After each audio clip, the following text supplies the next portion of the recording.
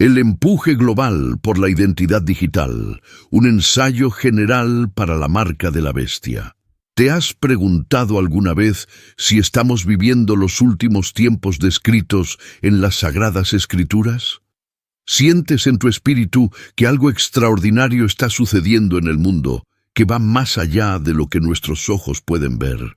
Hermanos y hermanas en Cristo, hoy quiero compartir contigo una revelación profunda que el Espíritu Santo ha puesto en mi corazón. Vivimos en una época sin precedentes donde la tecnología avanza a pasos agigantados, y mientras el mundo celebra estos avances, nosotros como creyentes debemos discernir espiritualmente lo que realmente está sucediendo detrás del velo. La palabra de Dios en Apocalipsis 13 nos advierte sobre un sistema de control global que se implementará en los últimos días.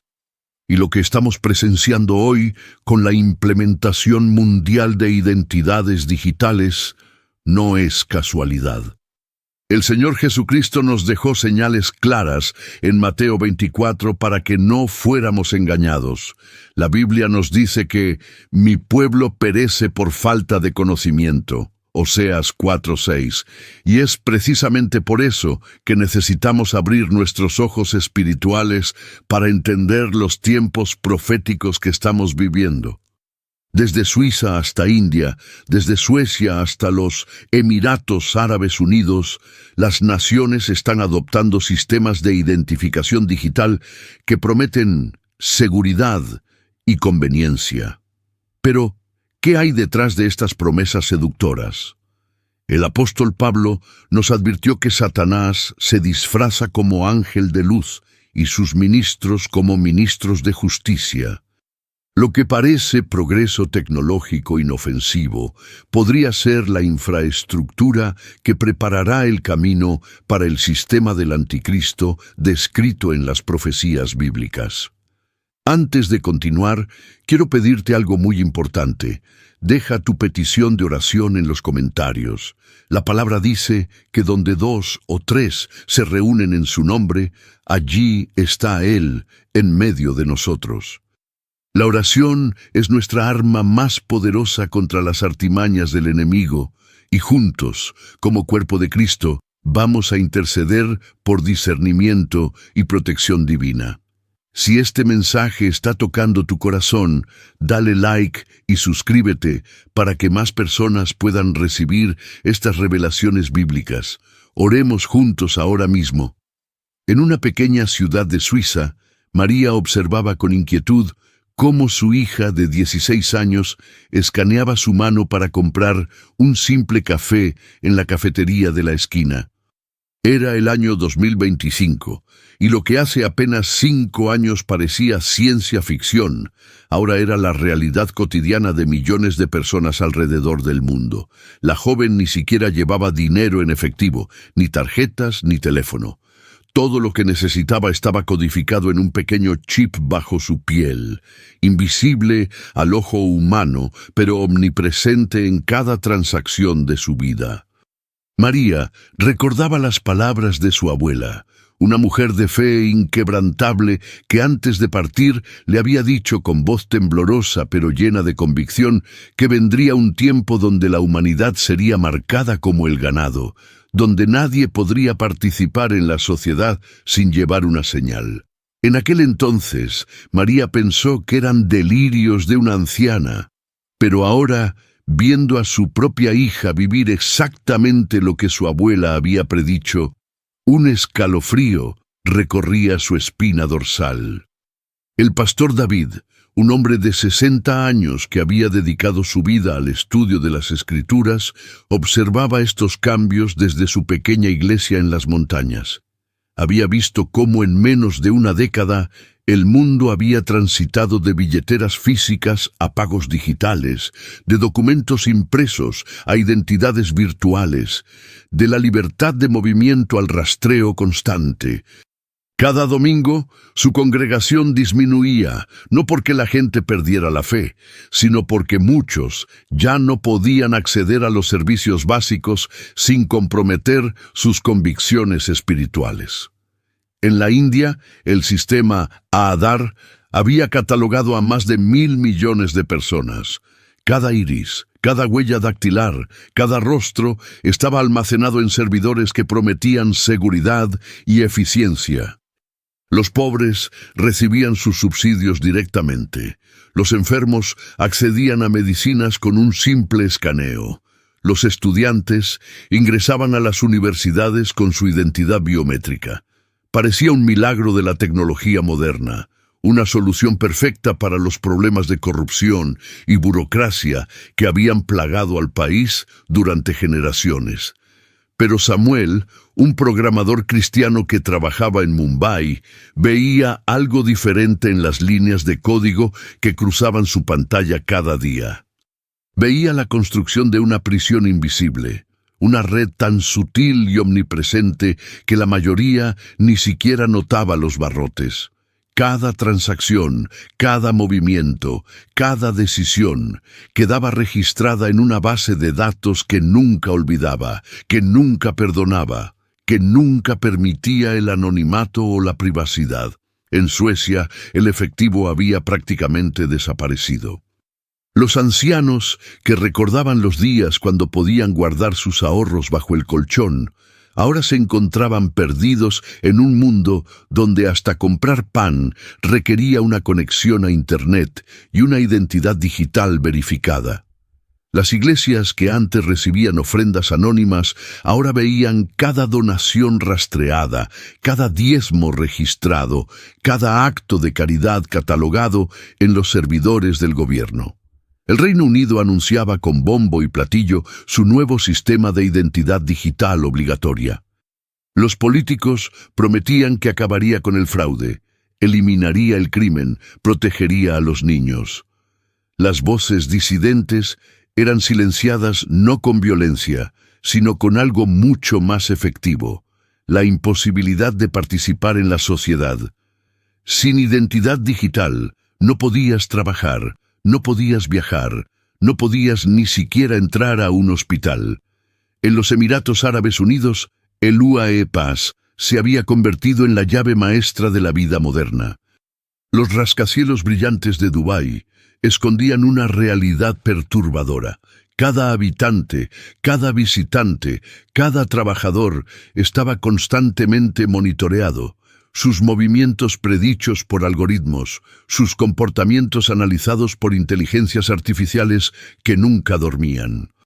Rachel, una misionera estadounidense que había dedicado 20 años de su vida a servir en diferentes países, ahora se encontraba atrapada en Malasia, incapaz de salir porque se había negado a actualizar su pasaporte al nuevo formato digital que incluía datos biométricos irreversibles. Había visto cómo en Japón los templos cristianos eran presionados para digitalizar sus membresías, cómo en Nueva Zelanda las iglesias domésticas eran rastreadas a través de las identidades digitales de sus asistentes, cómo en Canadá los pastores que predicaban contra el sistema eran marcados como extremistas en las bases de datos gubernamentales. La velocidad del cambio era lo que más asustaba a aquellos que mantenían sus ojos abiertos. En apenas una generación, la humanidad había entregado voluntariamente su privacidad, su autonomía, su libertad de movimiento y pensamiento a cambio de conveniencia y seguridad. Los jóvenes que nunca conocieron un mundo sin vigilancia constante no entendían las preocupaciones de sus mayores. Para ellos, ser rastreados era tan natural como respirar. El libro de Apocalipsis, escrito hace casi 2000 años en la isla de Patmos por el apóstol Juan, contenía una visión que durante siglos pareció incomprensible. Juan escribió sobre una bestia que surgía del mar, con 7 cabezas y 10 cuernos, y otra bestia que emergía de la tierra, que hacía grandes señales y maravillas. Pero lo que más perturbaba a los estudiosos de las Escrituras era un pasaje específico, Apocalipsis capítulo 13, versículos 16 y 17, donde se describía un sistema de control tan absoluto que parecía imposible de implementar en el mundo antiguo. El texto sagrado hablaba de una marca, una señal que todos los habitantes de la tierra, pequeños y grandes, ricos y pobres, libres y esclavos, deberían recibir en su mano derecha o en su frente. Sin esta marca, nadie podría comprar ni vender. Durante siglos, los teólogos debatieron sobre el significado de estas palabras.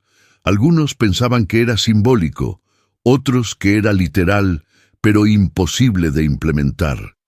Ahora, en pleno siglo XXI, la tecnología había hecho posible lo que antes parecía pura fantasía.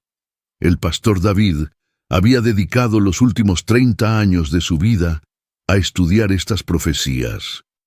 En su pequeño estudio, rodeado de libros antiguos y modernos, había trazado las conexiones entre las palabras de Juan y los desarrollos tecnológicos actuales. No era un fanático ni un alarmista, era un estudioso cuidadoso que había observado cómo, pieza por pieza, se construía el rompecabezas profético. La primera pieza había sido la globalización económica. Sin un sistema financiero interconectado, la profecía no podría cumplirse. La segunda pieza fue Internet, creando una red de comunicación instantánea que abarcaba todo el planeta. La tercera pieza fue la tecnología de identificación biométrica, que permitía identificar de manera única e infalible a cada ser humano.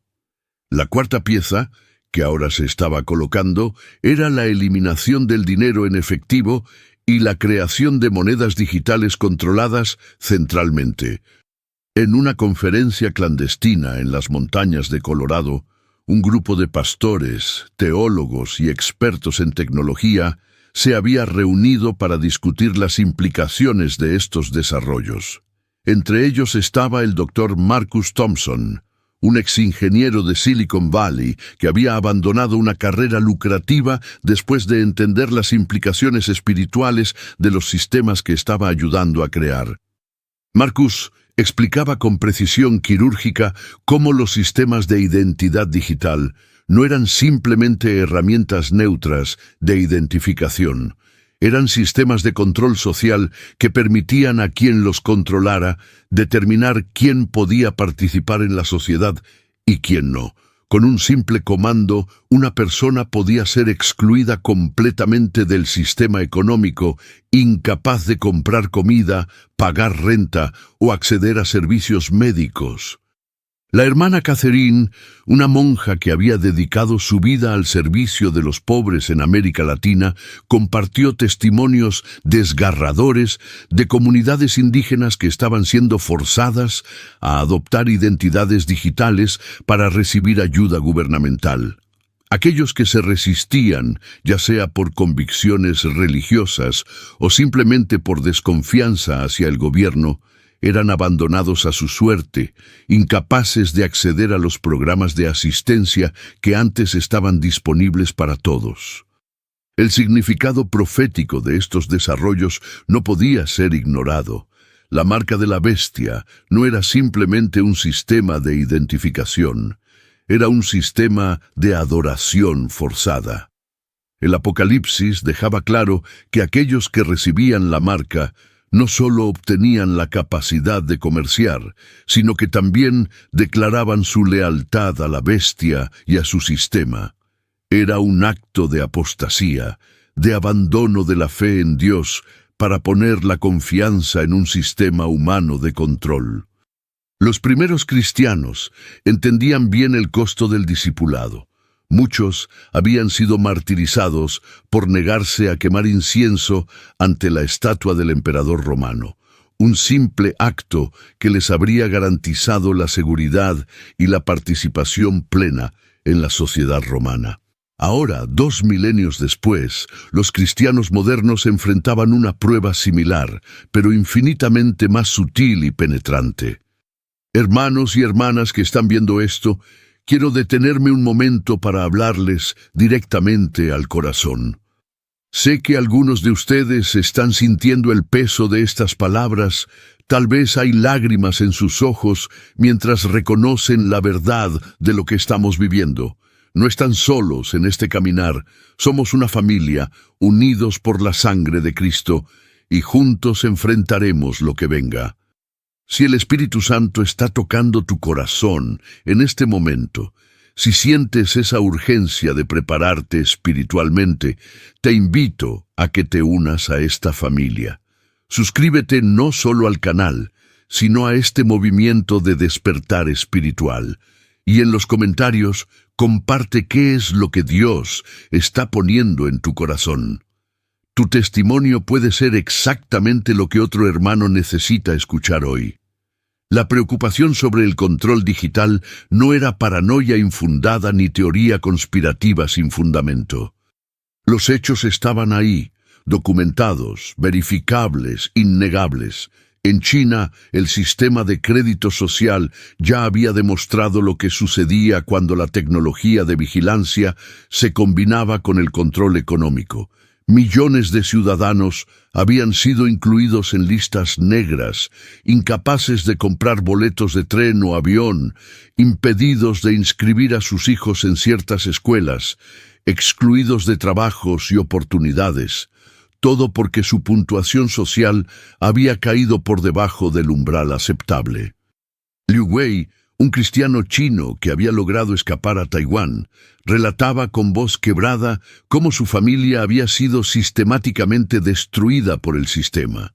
Su crimen había sido asistir a una iglesia doméstica no registrada. Primero, su puntuación social comenzó a descender. Luego, fue despedido de su trabajo como ingeniero. Su esposa, maestra de primaria, recibió una notificación de que ya no era apta para enseñar. Sus hijos fueron expulsados de la universidad.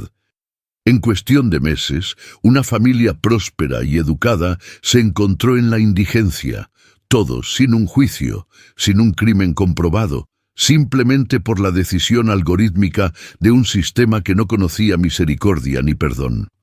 El sistema bancario global había abrazado con entusiasmo la transición hacia lo digital. Los grandes bancos internacionales promovían agresivamente la eliminación del efectivo, argumentando eficiencia, seguridad y la eliminación del crimen. Pero detrás de estas nobles intenciones se escondía una realidad más oscura. Cada transacción digital dejaba un rastro, creaba un perfil, alimentaba algoritmos que podían predecir y eventualmente controlar el comportamiento humano.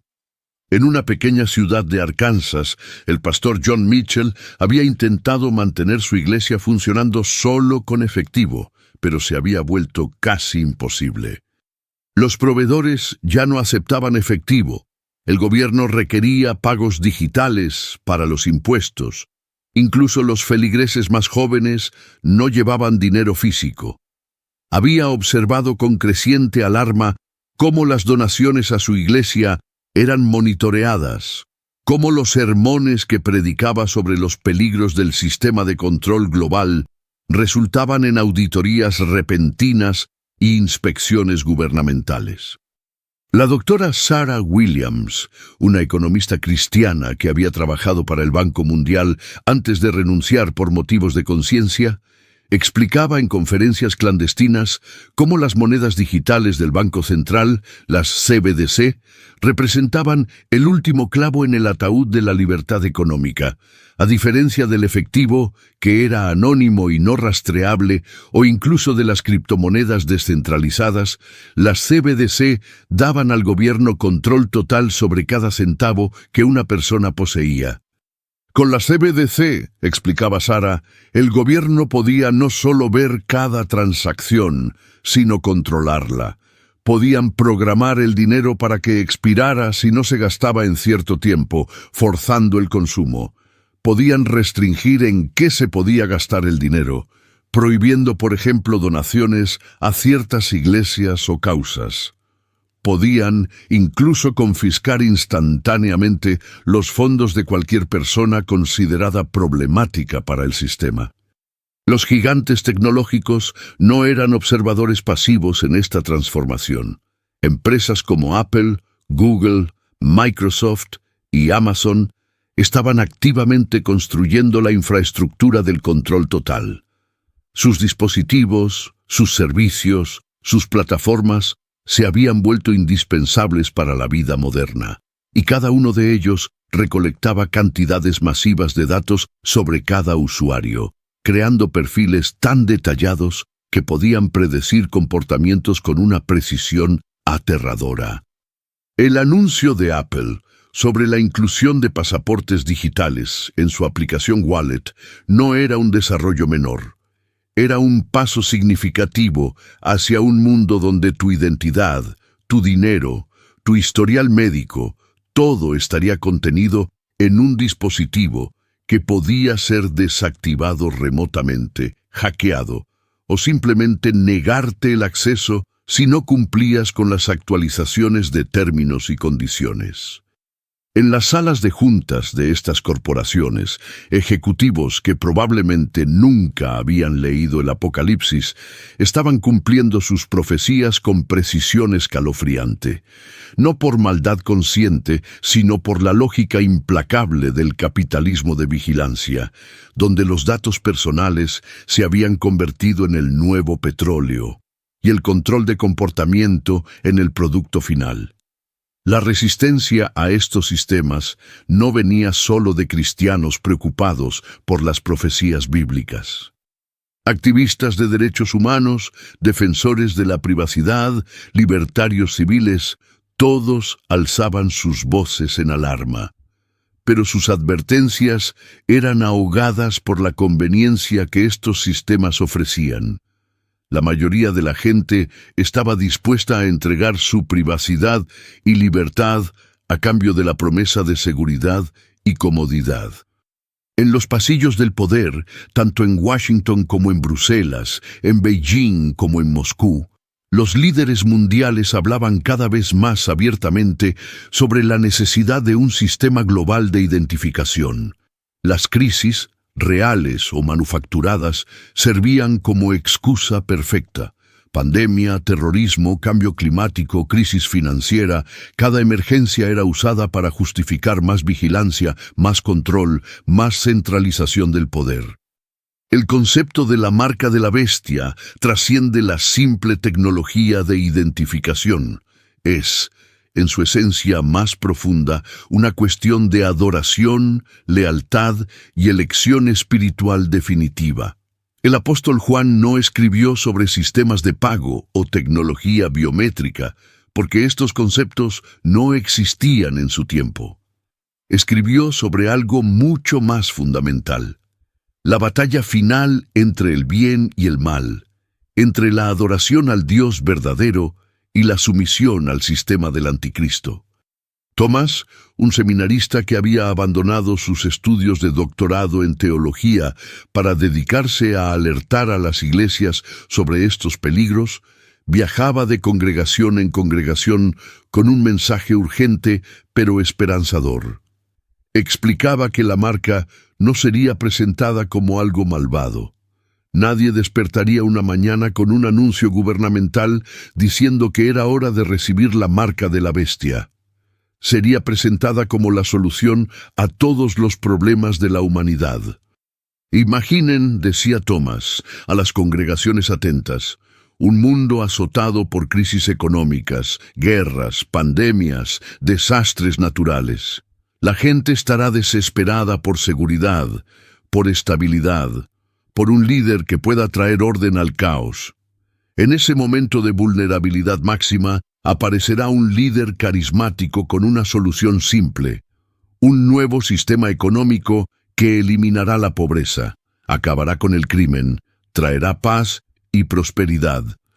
Todo lo que se requiere es participar en el sistema, recibir la identificación, aceptar la marca.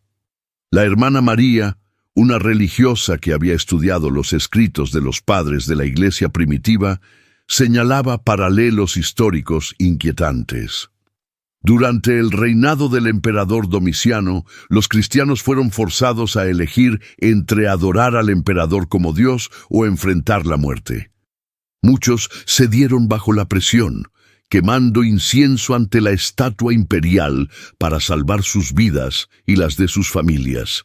Aquellos que se mantuvieron firmes fueron martirizados, pero su sangre se convirtió en la semilla de la Iglesia. Ahora, en el siglo XXI, la persecución no vendría con espadas y leones, sino con exclusión económica y social. No serías arrojado a los leones por negarte a recibir la marca, simplemente serías incapaz de funcionar en la sociedad. No podrías trabajar porque todos los empleadores requerirían la identidad digital. No podrías comprar comida porque todas las tiendas solo aceptarían pagos digitales vinculados a tu identidad verificada. No podrías recibir atención médica, educación para tus hijos o cualquier servicio gubernamental. La tentación de ceder sería abrumadora. Padres viendo a sus hijos con hambre, esposos incapaces de proveer para sus familias, ancianos sin acceso a sus medicamentos. El sistema sería diseñado para quebrar la voluntad a través de la presión económica y social, no a través de la violencia directa. Sería una persecución suave, pero implacable, una muerte lenta por inanición económica. En los sótanos de iglesias en Corea del Sur, grupos de cristianos ya estaban preparándose, creaban redes de apoyo mutuo, aprendían agricultura de subsistencia, estudiaban medicina natural, desarrollaban sistemas de trueque que no dependían del sistema financiero oficial. No eran extremistas ni fanáticos, eran creyentes prudentes que tomaban en serio las advertencias bíblicas y se preparaban tanto espiritual como prácticamente para lo que podría venir. Amados hermanos y hermanas, necesito que entiendan algo crucial en este momento. No les hablo desde el miedo, les hablo desde el amor de Cristo que me impulsa a advertirles. Cada uno de ustedes es precioso ante los ojos de Dios, y Él no quiere que ninguno perezca. Si están sintiendo un nudo en el estómago, si hay inquietud en su espíritu, no la ignoren. Es el Espíritu Santo hablándoles. Este es el momento de fortalecer su fe, de profundizar su relación con Cristo. Compartan este mensaje no por el canal, sino por las almas que necesitan despertar. Suscríbanse y activen las notificaciones porque los tiempos que vienen requerirán que estemos unidos, informados y sobre todo firmes en la fe. En los comentarios, cuéntenos cómo Dios les está preparando. Sus testimonios fortalecerán a otros que están pasando por las mismas luchas. No están solos. Somos un ejército espiritual, preparándonos para la batalla final. Las advertencias bíblicas sobre los últimos tiempos no se limitan al libro de Apocalipsis. A lo largo de toda la Escritura encontramos señales y profecías que apuntan hacia un tiempo de engaño sin precedentes, apostasía masiva y la manifestación del espíritu del anticristo.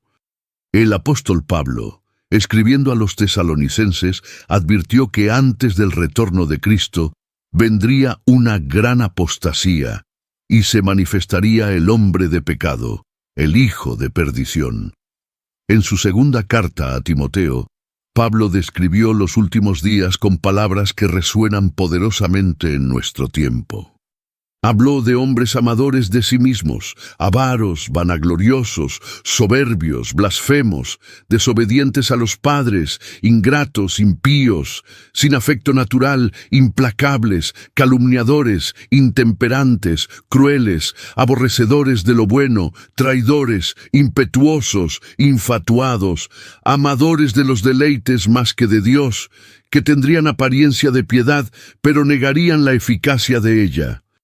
El profesor Daniel Rodríguez, un erudito bíblico que había dedicado 40 años al estudio de las profecías escatológicas, Observaba con asombro cómo estas descripciones se manifestaban en la sociedad contemporánea con una precisión quirúrgica.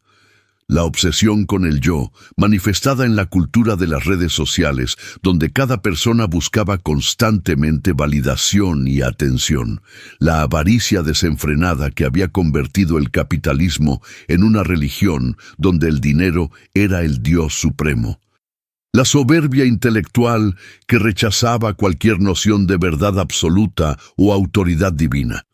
Pero lo que más le perturbaba era la última característica que Pablo mencionaba. Aquellos que tendrían apariencia de piedad, pero negarían su poder.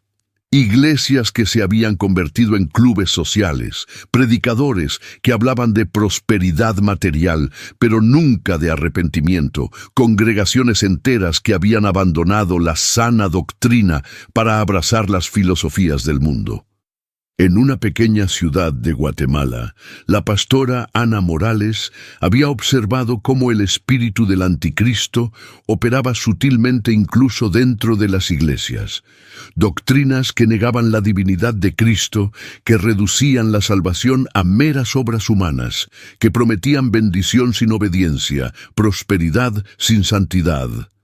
El engaño era tan sutil que muchos cristianos sinceros lo abrazaban sin darse cuenta de que estaban bebiendo veneno espiritual. La primera carta de Juan proporcionaba una prueba clara para identificar el espíritu del anticristo. Cualquier espíritu que no confiesa que Jesucristo ha venido en carne no es de Dios. Esta prueba, aparentemente simple, desenmascaraba una multitud de engaños modernos, filosofías nueva era, que hablaban de Cristo como una conciencia cósmica, pero negaban su encarnación física. Religiones sincréticas que incluían a Jesús como uno entre muchos maestros iluminados. Teologías liberales que veían la resurrección como metáfora en lugar de realidad histórica. El espíritu del anticristo no solo operaba en lo religioso, sino que permeaba todos los aspectos de la cultura. En el entretenimiento, donde el ocultismo y el satanismo eran presentados como inofensivos o incluso deseables. En la educación, donde el materialismo ateo era enseñado como verdad científica incuestionable. En la política, donde líderes prometían salvación a través de ideologías humanas en lugar de la redención divina. El joven Miguel, un ex empleado de una empresa de entretenimiento en Hollywood, que había renunciado después de su conversión, compartía testimonios escalofriantes sobre lo que había presenciado. Rituales ocultos disfrazados de expresión artística, simbolismo satánico insertado deliberadamente en contenido para niños, una agenda sistemática para normalizar lo que la Biblia claramente condena como abominación. Pero quizás la manifestación más peligrosa del espíritu del anticristo era su capacidad para dividir y conquistar. Satanás, el padre de mentira, había logrado fragmentar la iglesia en miles de denominaciones, cada una convencida de poseer la verdad exclusiva. Mientras los cristianos peleaban entre sí por doctrinas secundarias, el enemigo avanzaba su agenda sin oposición efectiva. El doctor James Patterson, un psicólogo cristiano que había estudiado las técnicas de manipulación masiva, explicaba cómo el enemigo usaba la tecnología moderna para acelerar el engaño, algoritmos diseñados para crear cámaras de eco, donde cada persona solo escuchaba lo que quería escuchar. Inteligencia artificial capaz de generar contenido falso indistinguible de la realidad. Realidad virtual que ofrecía escapismo mientras el mundo real se desmoronaba. La advertencia de Jesús en Mateo 24 cobraba nueva urgencia. El engaño sería tan grande que, si fuera posible, aún los escogidos serían engañados. No se trataba de un engaño burdo y obvio, sino de una decepción tan sofisticada, tan convincente, tan envuelta en verdades parciales y buenas intenciones que incluso creyentes maduros podrían caer. El enfriamiento del amor que Jesús profetizó en Mateo 24 se manifestaba de formas que habrían sido inimaginables hace apenas una generación. No era simplemente que las personas se volvieran más crueles o indiferentes, era algo mucho más profundo y sistemático. Era la deshumanización programada de la sociedad, donde los seres humanos eran reducidos a datos, algoritmos y unidades económicas. En los hospitales modernos, los pacientes ya no eran personas con historias y familias, sino números en un sistema, diagnósticos en una pantalla, estadísticas en una base de datos. La doctora Patricia Chen, una médica cristiana que había trabajado en el sistema de salud durante 30 años, lloraba al recordar cómo había visto transformarse la medicina de un arte de sanación y compasión en una industria fría y calculadora. Los ancianos morían solos en asilos, conectados a máquinas pero desconectados del toque humano. Los bebés eran abortados por millones, reducidos a la categoría de tejido no deseado. Los enfermos terminales eran presionados hacia la eutanasia, presentada como muerte digna, pero en realidad una solución económica a la carga que representaban para el sistema. En las calles de las grandes ciudades, los sin techo eran invisibles. Estadísticas molestas en los informes municipales, pero no seres humanos dignos de compasión y ayuda. La gente pasaba junto a ellos mirando sus teléfonos, más preocupados por los likes en sus publicaciones que por el sufrimiento humano real frente a sus ojos. Las redes sociales, que prometían conectar a la humanidad, habían creado la generación más solitaria y deprimida de la historia. Jóvenes con miles de seguidores en línea, pero sin un solo amigo verdadero. Matrimonios destruidos por la pornografía digital y las aventuras virtuales. Niños criados por pantallas en lugar de padres, aprendiendo sobre el mundo a través de algoritmos en lugar de experiencias humanas reales.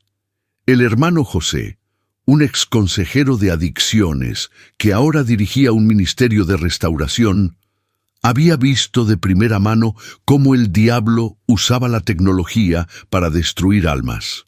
La pornografía había alcanzado niveles pandémicos, destruyendo la capacidad de las personas para experimentar intimidad real. Los videojuegos se habían convertido en mundos alternativos donde millones escapaban de sus responsabilidades y relaciones. Las apuestas en línea destruían familias enteras con la promesa de riqueza fácil. Pero el enfriamiento del amor se manifestaba más claramente en la pérdida del amor hacia Dios. Las iglesias se vaciaban mientras los estadios se llenaban. Los domingos, antes dedicados al Señor, ahora eran días de compras, deportes y entretenimiento. La Biblia, el libro más vendido de la historia, era el menos leído. La oración había sido reemplazada por la meditación oriental o el pensamiento positivo. Incluso entre aquellos que se identificaban como cristianos, el amor por Dios se había enfriado hasta convertirse en una religiosidad tibia y sin compromiso. Asistían a la iglesia por tradición o conveniencia social, no por amor ardiente hacia su Salvador. Conocían sobre Dios, pero no conocían a Dios. Tenían forma de piedad, pero negaban su poder transformador. La profecía de Pablo a Timoteo sobre los postreros días se cumplía ante nuestros ojos. Los hombres eran amadores de sí mismos, evidenciado en la obsesión con la autopromoción y el culto a la imagen personal. Avaros, manifestado en la codicia desenfrenada que había convertido todo, incluso las relaciones humanas, en transacciones comerciales. Vanagloriosos y soberbios, creyendo que la humanidad había superado la necesidad de Dios a través de la ciencia y la tecnología. La ruptura del afecto natural era particularmente alarmante. Madres que mataban a sus hijos no nacidos, padres que abandonaban a sus familias, hijos que despreciaban a sus padres ancianos. La familia, la unidad básica de la sociedad establecida por Dios, estaba bajo ataque sistemático. El matrimonio había sido redefinido, la identidad de género confundida, los roles familiares invertidos o eliminados. En medio de este panorama desolador, pequeños remanentes de creyentes verdaderos brillaban como estrellas en la oscuridad. En China, cristianos arriesgaban todo por reunirse y adorar. En Medio Oriente, convertidos del Islam enfrentaban la muerte por su fe en Cristo. En Occidente, donde la persecución era más sutil, pero no menos real, creyentes comprometidos resistían la presión de conformarse al mundo. Estos creyentes entendían que el amor que se había enfriado en el mundo solo podía ser reavivado por el fuego del Espíritu Santo. No era un amor humano, emocional y variable, sino el amor ágape de Dios, incondicional y sacrificial, que los motivaba a permanecer firmes incluso cuando todo alrededor se derrumbaba. La estrategia del enemigo en estos últimos tiempos es de una sutileza diabólica que supera cualquier cosa que las generaciones anteriores hayan enfrentado. Satanás, conociendo que su tiempo es corto, ha desatado un ataque multidimensional contra la humanidad, utilizando cada herramienta disponible para robar, matar y destruir. Pero su arma más efectiva no es la violencia directa o la persecución abierta, es la distracción sistemática y el agotamiento espiritual del pueblo de Dios. Pedro, un expastor que había dejado el ministerio formal para dedicarse al discipulado personal, había identificado patrones inquietantes en las vidas de los creyentes modernos. La mayoría estaban tan ocupados, tan abrumados con las demandas de la vida diaria, que no tenían tiempo ni energía para la vida espiritual profunda. Trabajaban largas horas para mantener un estilo de vida que la sociedad les decía que necesitaban. Llegaban a casa exhaustos, solo para perderse en horas de entretenimiento digital que los dejaba aún más vacíos. La oración matutina había sido reemplazada por revisar el teléfono. El estudio bíblico sustituido por navegar en redes sociales. La meditación en la palabra cambiada por el consumo compulsivo de contenido digital. Los creyentes sabían más sobre las vidas de celebridades que sobre las vidas de los profetas. Podían recitar diálogos de películas, pero no versículos bíblicos. Conocían las últimas tendencias, pero ignoraban las señales de los tiempos. El diablo había logrado crear un mundo donde estar ocupado era visto como virtud, donde el agotamiento era señal de éxito, donde no tener tiempo para Dios era perfectamente aceptable porque todos estaban en la misma situación. Las iglesias mismas habían caído en la trampa, llenando los calendarios con actividades y programas que mantenían a la gente ocupada, pero no necesariamente más cerca de Dios. La hermana Ruth, una intercesora que había dedicado décadas a la guerra espiritual, veía con claridad cómo el enemigo había logrado adormecer a la iglesia. Era como la parábola de las 10 vírgenes, donde 5 se durmieron y no estaban preparadas cuando llegó el novio. La iglesia moderna estaba dormida, arrullada por la prosperidad material y la comodidad, inconsciente del peligro inminente. El entretenimiento se había convertido en el opio del pueblo cristiano. Películas y series que glorificaban el pecado eran consumidas sin discernimiento. Música que promovía valores contrarios al Evangelio era escuchada sin cuestionar. Videojuegos violentos y ocultistas eran jugados por hijos de creyentes mientras sus padres permanecían ignorantes o indiferentes. Pero la estrategia más insidiosa del enemigo era la normalización gradual del pecado. Lo que una generación rechazaba con horror, la siguiente lo toleraba y la tercera lo abrazaba. El divorcio, antes impensable entre cristianos, ahora era común. La convivencia antes del matrimonio ya no escandalizaba. La homosexualidad era celebrada en muchas iglesias. El aborto era justificado con argumentos compasivos.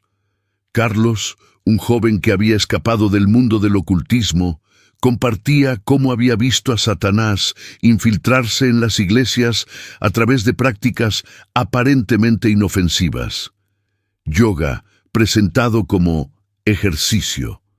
Meditación oriental, disfrazada de contemplación cristiana. Cristales y energías introducidos como medicina alternativa, psicología humanista reemplazando el consejo bíblico. Nueva era mezclada con cristianismo en un cóctel venenoso de engaño. El control mental, a través de los medios de comunicación, había alcanzado niveles sin precedentes.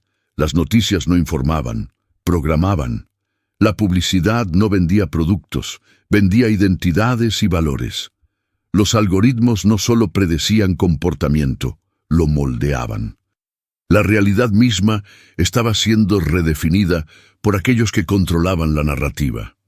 En las escuelas, los niños eran adoctrinados desde temprana edad en ideologías que contradecían directamente la palabra de Dios. La evolución atea, presentada como hecho científico incuestionable. La ideología de género, confundiendo las identidades dadas por Dios. El relativismo moral, enseñando que no existe verdad absoluta. El globalismo, preparando las mentes jóvenes para aceptar un gobierno mundial único. La guerra contra la familia tradicional era particularmente feroz. Padres despojados de autoridad sobre sus propios hijos. Madres presionadas a abandonar el hogar por carreras. Niños criados por el Estado y los medios en lugar de por sus familias.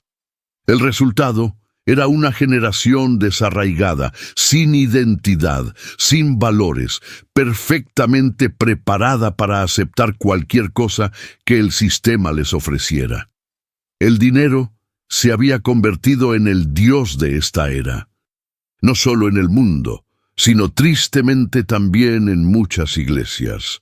El evangelio de la prosperidad prometía riquezas materiales a cambio de fe, convirtiendo a Dios en una máquina expendedora cósmica.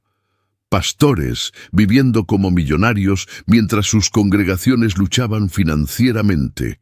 Iglesias más preocupadas por los diezmos que por las almas. Nadie conoce el día ni la hora del retorno de Cristo, una verdad que ha sido tanto consuelo como advertencia para generaciones de creyentes. Esta incertidumbre divina no es un descuido o limitación, sino un diseño perfecto de la sabiduría de Dios para mantener a su pueblo en constante vigilancia y preparación. Como el ladrón en la noche que Jesús mencionó, su venida será repentina, inesperada, y encontrará al mundo en su estado verdadero, sin máscaras ni pretensiones. A lo largo de la historia, falsos profetas han proclamado fechas específicas para el fin del mundo, solo para ver esos días pasar sin evento. Harold Camping predijo el rapto para mayo de 2011.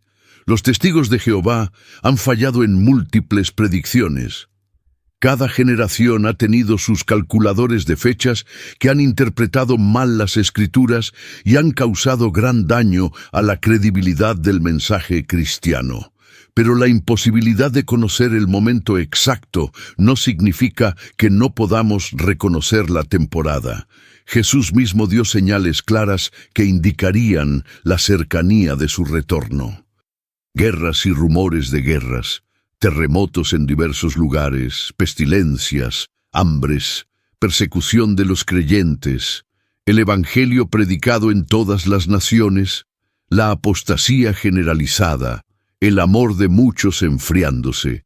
El anciano Brother William, un evangelista que había predicado por 70 años en 5 continentes, observaba con asombro cómo todas estas señales convergían en nuestra generación con una intensidad sin precedentes. No era solo que ocurrieran estos eventos, siempre habían ocurrido. Era la frecuencia, intensidad y simultaneidad global lo que marcaba la diferencia. Las guerras ya no eran conflictos regionales, sino amenazas globales.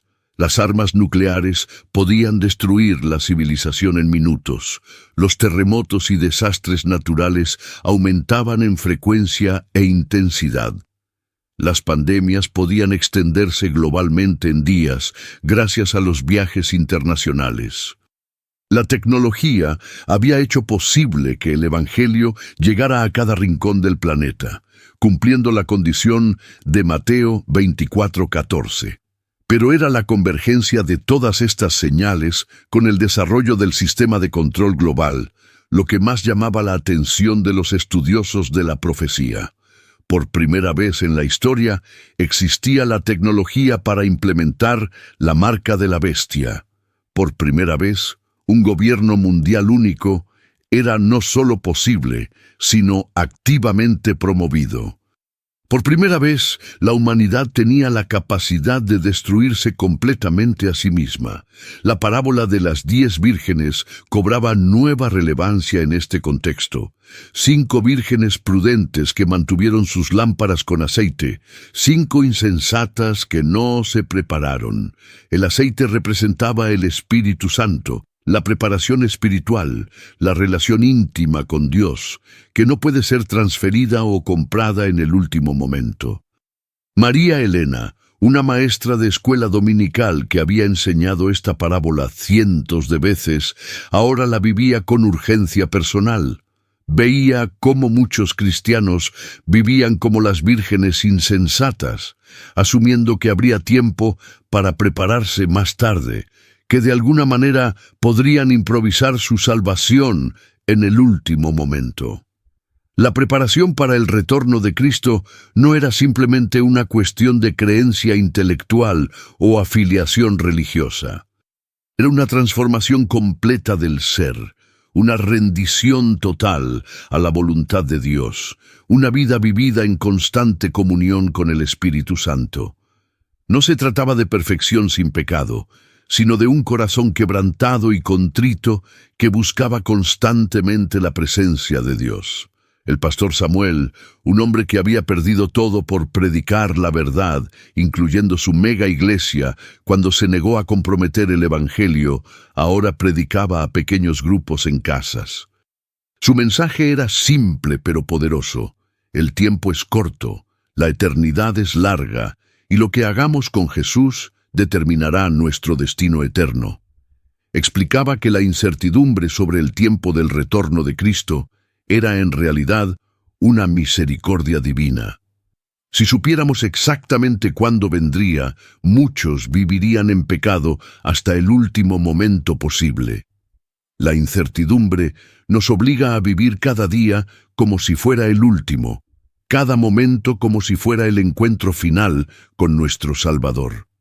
Los primeros cristianos vivían con esta expectativa inminente.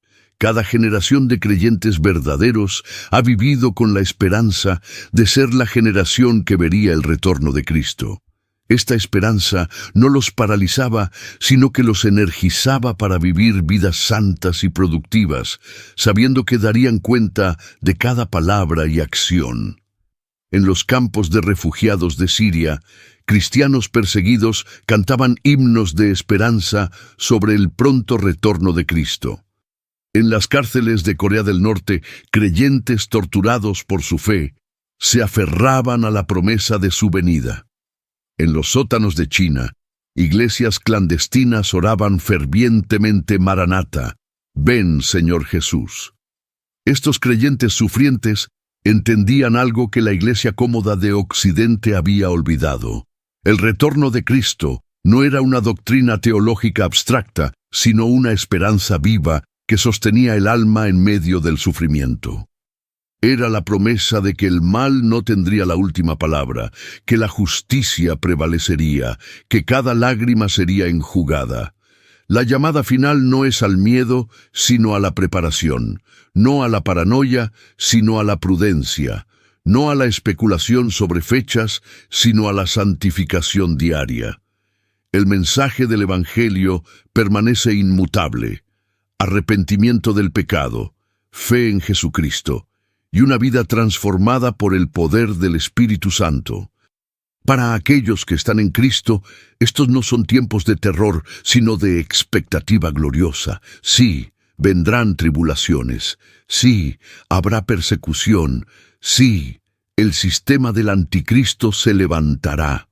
Pero para el creyente verdadero, estas son las señales de que nuestra redención está cerca, que el Rey viene, que pronto estaremos en casa. La pregunta no es si Cristo volverá, esa es una certeza absoluta. La pregunta es si estaremos listos cuando venga. No listos por nuestras obras o méritos, sino listos por su gracia, lavados en su sangre, llenos de su espíritu, viviendo en obediencia a su palabra. El tiempo de decisión es ahora. Mañana podría ser demasiado tarde, no porque conozcamos la fecha de su venida, sino precisamente porque no la conocemos. Cada día que pasa es un día menos para prepararse, un día menos para compartir el Evangelio, un día menos para vivir para la eternidad. Que el Espíritu Santo despierte a la iglesia dormida. Que los tibios se vuelvan fervientes, que los distraídos recuperen el enfoque, que los engañados encuentren la verdad, que los perdidos sean salvos, porque ciertamente el que ha de venir vendrá y no tardará. Y bienaventurado el siervo que cuando su Señor venga lo encuentre velando y trabajando fielmente. Amados hermanos y hermanas en Cristo, si has llegado hasta el final de este mensaje, es porque el Espíritu Santo ha tocado tu corazón de una manera especial. No es casualidad que hayas dedicado este tiempo para escuchar estas verdades proféticas que están desenvolviéndose ante nuestros ojos. Queremos escuchar tu testimonio. Queremos saber cómo Dios te ha hablado a través de estas palabras. Por favor, escribe en los comentarios, yo sentí la voz de Dios en este video, y comparte con toda nuestra comunidad de fe cómo esta revelación ha impactado tu vida espiritual, qué decisiones has tomado, qué cambios el Señor está obrando en tu corazón. Tu testimonio es poderoso y puede ser exactamente lo que otro hermano necesita leer para fortalecer su fe en estos tiempos difíciles. No subestimes el poder de tu historia, porque cuando compartimos lo que Dios está haciendo en nuestras vidas, edificamos a todo el cuerpo de Cristo y damos gloria a nuestro Padre Celestial. Te invito de corazón a que te suscribas a este canal si aún no lo has hecho. No es simplemente otro canal de YouTube, es un ministerio, una comunidad de creyentes comprometidos con la verdad bíblica y la preparación espiritual para los últimos tiempos. Activa la campanita de notificaciones para que no te pierdas ningún mensaje que Dios quiere traer a tu vida. Tu like es más que un simple clic, es tu manera de apoyar esta misión de despertar espiritual y ayudarnos a alcanzar más almas que necesitan escuchar estas verdades urgentes. En la pantalla final encontrarás nuestro próximo video, que profundiza aún más en las señales de los tiempos y cómo prepararnos espiritualmente para lo que viene. No te lo pierdas, porque cada mensaje construye sobre el anterior, formando un entendimiento completo de los planes de Dios para estos días finales. Que el Señor Jesucristo bendiga poderosamente tu vida, que su Espíritu Santo te guíe en toda verdad, te fortalezca en toda prueba, y te prepare para su gloriosa venida. Que seas luz en medio de las tinieblas y sal que preserva en un mundo que se corrompe. Maranata, ven pronto, Señor Jesús.